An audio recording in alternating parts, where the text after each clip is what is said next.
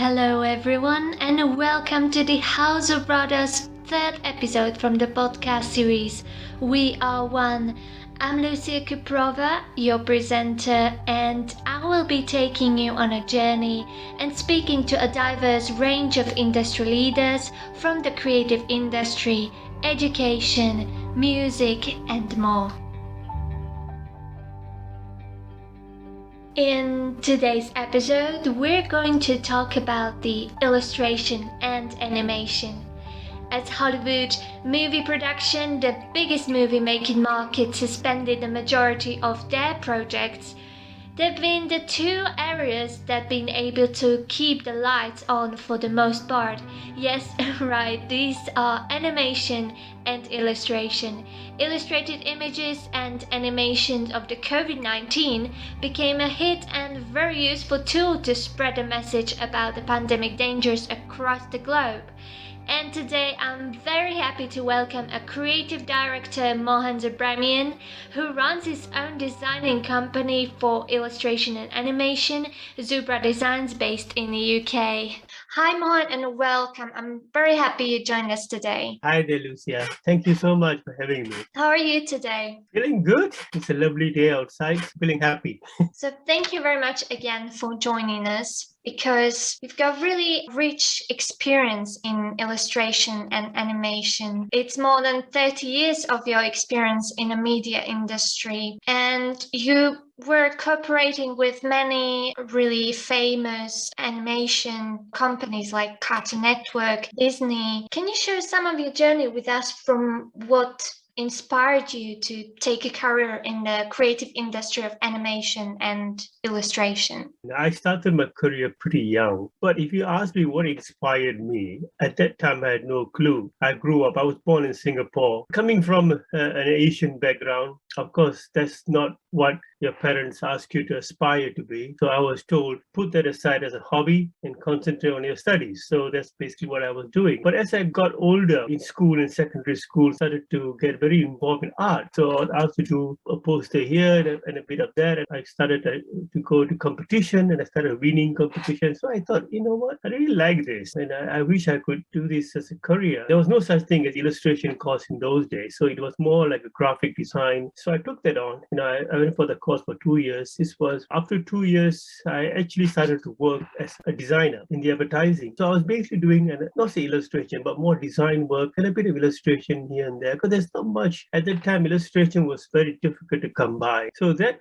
kept me going, started to take that seriously. One of the major move I made was to actually move to Australia, because in those times, when you mention animation, it was only over there. I started to work there in animation studios, working my way up basically as an animator, eventually to become a director within 2 years. And then I came back to Singapore and then I realized that I was trying to get a job. There was no job around. So I decided to start my own company. And I started my own little studio, which was called Animata Production. I started to do animation work, and the only work then was commercials. I did that for 16 years. And during this commercial period, I met Cartoon Network.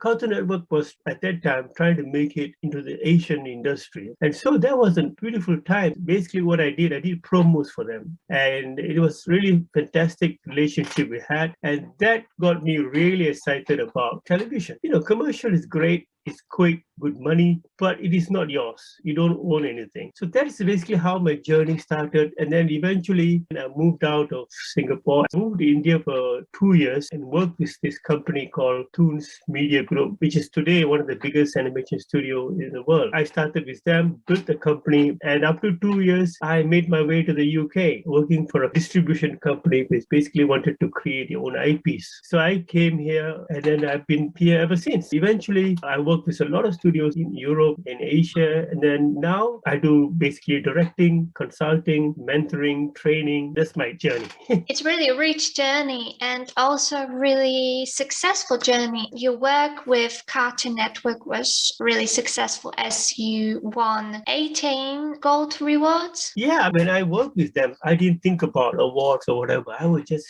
excited by the kind of project. You see, the thing is that when you work in Asia, when you work in commercial, commercial, I don't get very involved creatively because the agency basically will draw the storyboard or have an idea what they want, and they tell me, this is what we want you to do. And I say, look, I can improve this. I can make it better. They say, no, no, no, no. We took a lot of time getting here. So it's just a job. I never had any excitement in it. But when I worked with cartoon, the creative director was Ian Diamond, and he actually said, give me complete control. He basically had an idea, and then he said, okay, this is the idea, you create it. So that was really exciting. I could do everything that I imagined, and I will pitch an idea to him, and he said, great, do it. And then I had complete control with the team. And so when we did all those jobs, we put a lot of work in it. And it was actually a major bonus when after 2 years, they sent, without my knowledge, Cartoon Network decided to send them at this thing called Proma. He told me we won like 14 gold. And I'm like, what? And he said he's the highest they ever won. And that was a great, great feeling for me. We did a great job. Cartoon Network, of course, was very pleased with what we did. And I was very happy with my team. So yeah, it must have been really shocked just to win so many awards. It should have been really motivational for you when you started creating your own projects from the ideas like what your clients were giving you. If you can share, what is your favorite character you created as the animator? Because every character that I work with, if I have to feel for them, I have to love them, get the best out of this character. So I don't have a favorite character. So thinking back, I think during the Cartoon Network time, what was interesting was that, like I said, they have a promo, but they want the Cartoon Network character in that promo. So they gave me what they call the Bible, how to draw the characters, in different profile, what to do, what not to do, which was fascinating. I used to just read them, because these are all my heroes. So we had a project, Scooby-Doo and Shaggy, and they want to promote it in Hong Kong. And they say, what the people in Hong Kong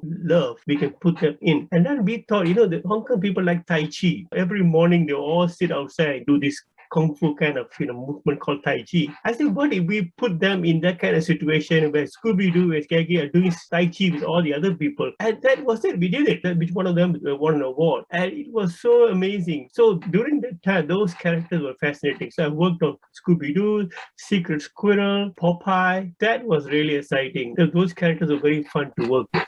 We should talk about the recent years. Within 2 years in the pandemic, and the movie industry was hit really hard. How do you see it? How did it affect illustration and animation? I must say, yes, the COVID was something that nobody knew what to do with, especially during the lockdown. Initially, my project that I was working on, it didn't affect me as much because I have always been working remotely. Because most of the clients that I work with were all over the world. We can communicate through Skype. So that's one of the things that I did. There's a lot of softwares that we had. So when the lockdown came in, there was a slight delay because we have to decide how we're going to do this. But most of the designers, animators, and production people that I worked with, they were all worked from home. So they could still carry on working. So I think animation industry was not so badly hurt. There was a slight slowdown because people could still take back, everything could be done in a computer. Illustration industry, you can draw digitally, you can scan your stuff and send them off. But of course, saying that, a couple of my projects got stalled, delayed for new project that we were supposed to have because the client was not sure about the future because, everybody was not sure. They were just a cautious thing. So there was a bit of uncertainty at that time, but I think it's all moving on well now. It's great that your life wasn't that different before. And as you mentioned before, you tried many things before you settled in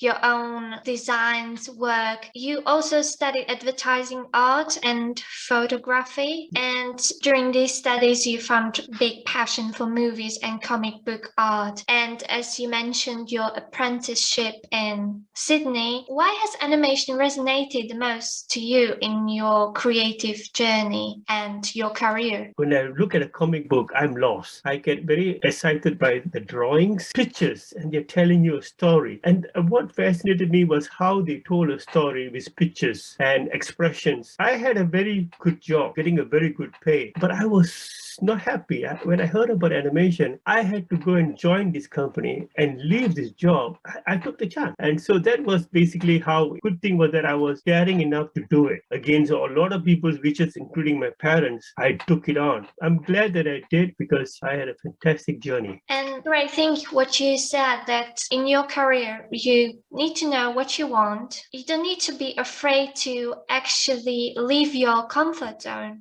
when you're not happy in your works. And the animation courses at the universities become really popular, as there used to be really small groups of people who are really passionate about animation. And now, as I could notice, there are much bigger groups at the universities who are just doing animation. What would be your advice to young, aspiring animators and illustrators? Today, the world is different. I would say look for a good school, but more important, I think you need to be passionate about it. This is what you want to do. Yeah, I meet some people and they say, oh, I want to go into animation because I think I can make lots of money. And I said, no. Right now, you just need to learn your craft. You need to be sure that this is what you want to do for the rest of your life. And you're going to be happy about it. That's the most important thing. You must take a job that you're very happy. I know there's so many people who can't stand their job. That was completely different for me. I love my job. Every morning, I can't wait to go to work. Animation and illustration is a very exciting job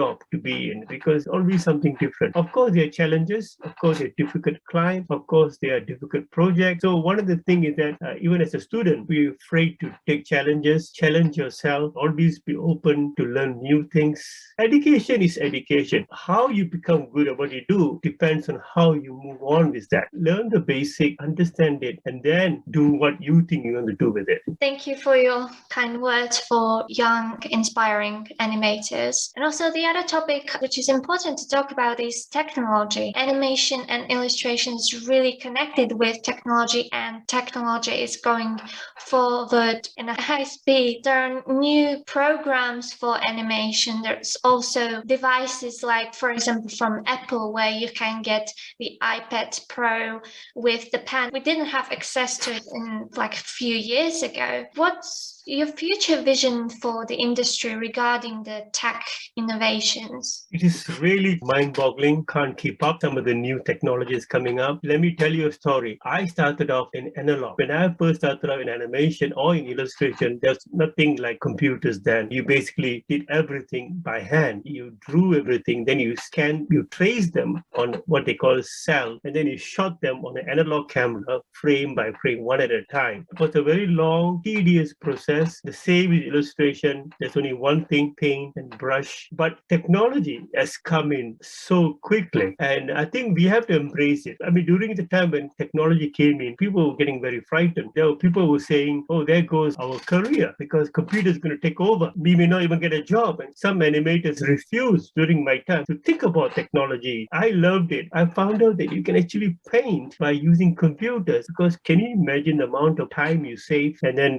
the money you save from buying all this paint? If you can do that just in computers, I jumped into technology and there's so many softwares coming around. I'm talking to you now on this laptop and it's so powerful that I can do editing. I can paint on this. My office, I take it everywhere and I can work wherever I want, any part of the world. There's no such thing as I don't have time to do this. Of course, it's also scary how things are moving so fast. I think it's great in the animation industry. It's definitely enhanced people to be more effective because they don't have to spend money. Some illustrators still prefer to paint. That's fine. For those who want to do graphic design, of course, in the advertising line, it is such a huge impact it made. Computers. One thing, the computer did not replace the animator. It just made our life easier, but I don't think any computer will replace anybody because you still need creative mind. You need somebody to program them. So I think it's going to be exciting to see what are coming out there. Even work-wise, beside animation, there's been gaming industries now, there's social media industry, there's streaming platform. There's so much more career opportunities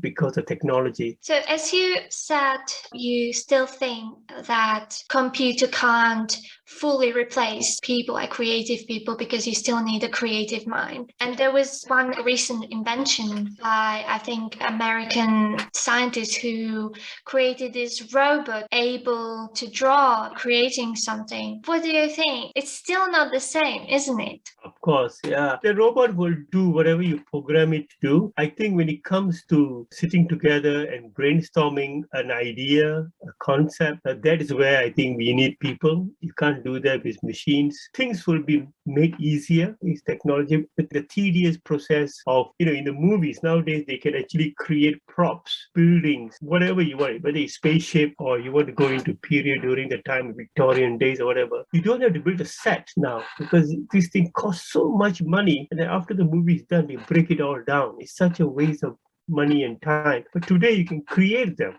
You create them visually, digitally. Still, somebody needs to create this. Somebody has to draw this out. Yeah, I'm not frightened about this robot. As you said, it's important to have that passion for work.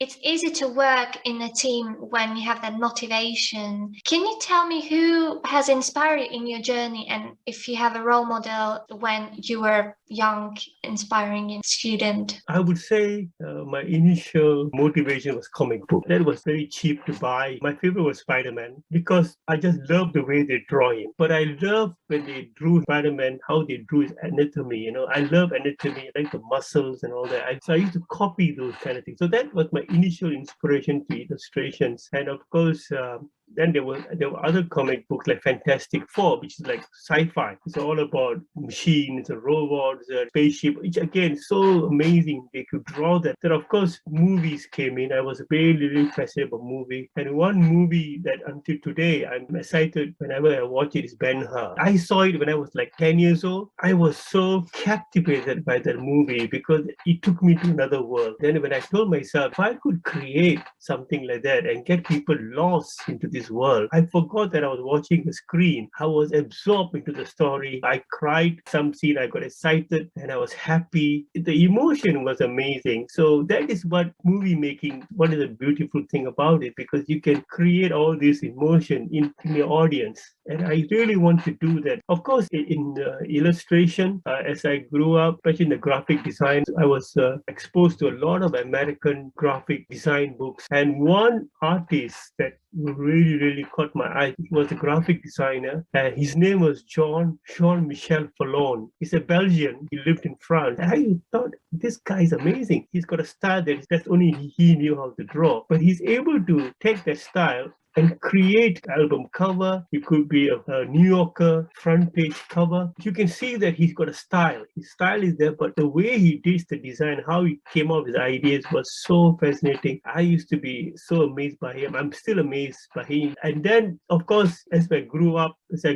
got more and more involved in animation, definitely the movies that inspired me were, of course, the Disney movies like Pinocchio, one of my most favorite movie, and Bambi. These were really, I think, classic animation at the mark. I think today not many people can go there to the kind of level they did. Of course, there was Fantasia, which was so mind-blowing. So these are the films that I was really fascinated at. And now I am amazed by the Japanese Hayao Miyazaki from Studio Ghibli. What I think he's amazing is that he doesn't speak any word in English, and he did a Japanese film, but he made it international. Films are viewed by everybody all over the world because he understood filmmaking. He understood how to get the emotion of people, humor, great storytelling. And I'm amazed at him because here comes this guy in a small island in Japan and he created this film which has become a big thing now. I really think he is a real role model to me because I would like to be like him. I think you've become a role model for many people.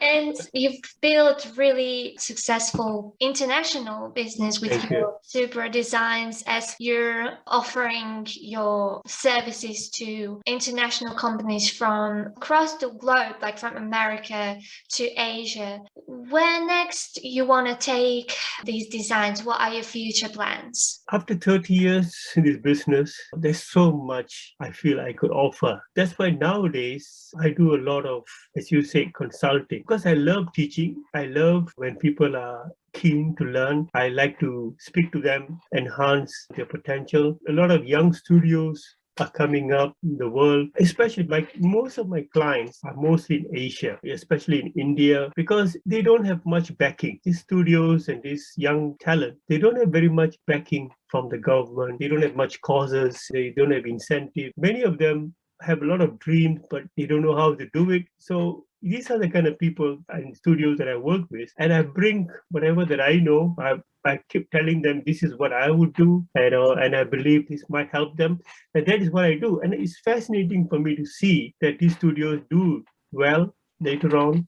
and do their own things. I would love to do more developing these studios. I was just saying about Miyazaki in Japan, how he could put his own mark the international world.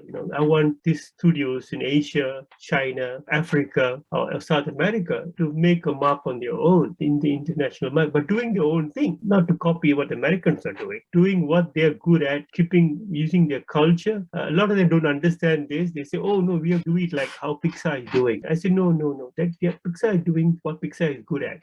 They're good at what they do. This is an American production. You should do what you're good at. So this is what I teach them. And I see that this is what I enjoy. Once in a while, I get projects to troubleshoot. They have a problem and they want to find a solution. I go there and I find a solution. So again, this is challenging because you do not know what is out there. So I like doing this. I would like to keep on doing this now. I don't think I'll ever retire because I don't know how to retire when you don't have a job. This is not a job. I never thought of this as a job. This is what I love. So as long as I can keep on doing this and help them, I see that's what I would like to do. I teach a lot of people how to do presentation packs, how to pitch. There's areas like that people are not sure of. There's no courses in this. I think the streaming platform like Netflix, Amazon, everybody else is moving into it. The streaming platform has opened up a lot of potential for people to come in. And also all the streaming broadcasters are looking for content. And so there's a lot of possibilities there for a lot of people to present their work. It's exciting for me. So I can work with so many different people and help them do this. At the same time, I'm doing my own thing. I hope that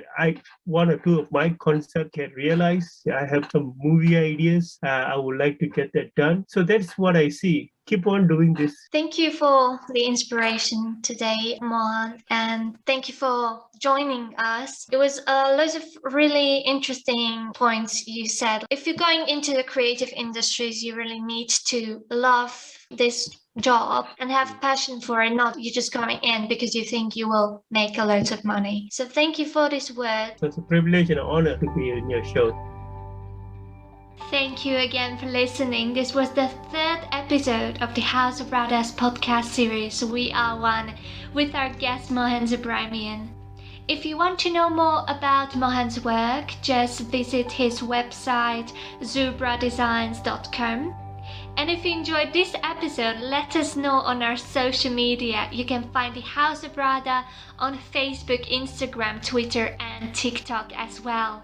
We're looking forward to hearing from you, and in next week's episode we're going to talk about something different from the creative industries, but it's still very important, and that's education and politics with another really interesting guest. So stay tuned and goodbye.